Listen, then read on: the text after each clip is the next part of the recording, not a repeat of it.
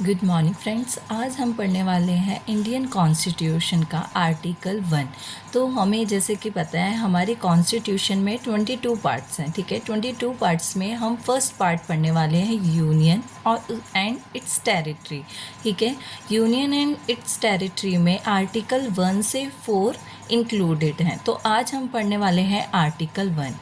Article 1 क्या बोलता है? आर्टिकल 1 कहता है कि India that is Bharat shall be union of state, ठीक है। क्या बोल रहा है वो? India that is Bharat shall be union of state. तो ये जो आर्टिकल है हमें दो चीज़ के बारे में बता रहा है। फर्स्ट थिंग कि हमारे जो देश है उसका कौन से नाम यूज़ होंगे ऑफिशियली, और सेकंड थिंग वो क्या बता रहा है? हमारी इंडिया की पॉलिटी, ठीक है।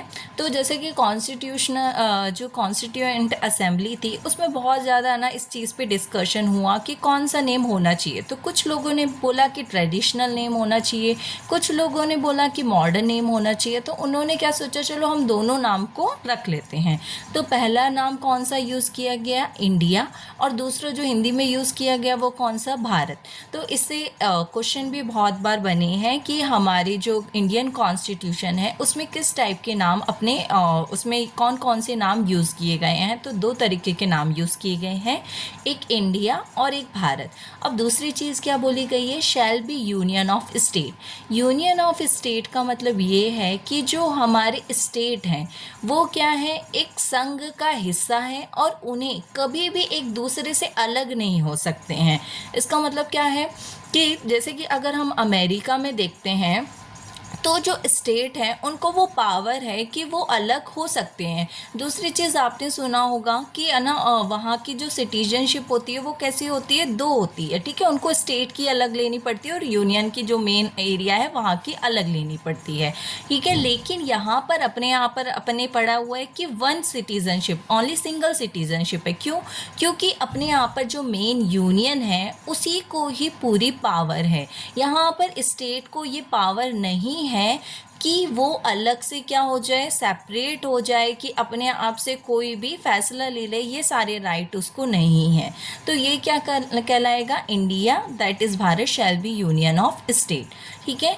दूसरी बात इसमें क्या बोला गया है? यूनियन और इट्स टेरिटरी। तो इट्स टेरिटरी,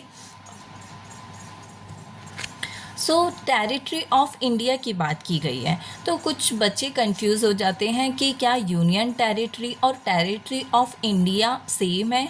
नहीं, जो टेरिटरी ऑफ इंडिया है वो एक वाइडर फॉर्म है, ठीक है। टेरिटरी ऑफ इंडिया में अपन क्या क्या इंक्लूड करेंगे? सबसे पहले अपन अपने सारे स्टेट इंक्लूड करेंगे। कितने स्टेट हैं अभी प्रेजेंट में? 28 स्टेट। कितनी यूनियन टेरिटरी हैं? 8 यूनियन टेरिटरी हैं। तो उन सारी यूनियन टेरिटरी को अपन इंक्लूड करेंगे। साथ में जो भी अपन ने एक्वायर करते हैं इन फ्यूचर, या अपन ने पास्ट में जो भी स्टेट एक्वायर किए हैं उन चीज़ों को अपन शामिल करते हैं, तब अपना क्या बनता है? Territory of India. तो टेरिटरी ऑफ इंडिया में क्या इंक्लूड होगा? अपने स्टेट, यूनियन टेरिटरी और टेरिटरी जो भी अपन ने एक्वायर की है, जैसे कि अपन ने पुडुचेरी एक्वायर किया था, गोवा एक्वायर किया था, ठीक है। बाद में अगर अपन बाद में पढ़ेंगे कि अपन ने सिक्किम भी एक्वायर किया था। तो ये सारी चीज़ें क्या है इसमें इंक्लूड हो जाएगी।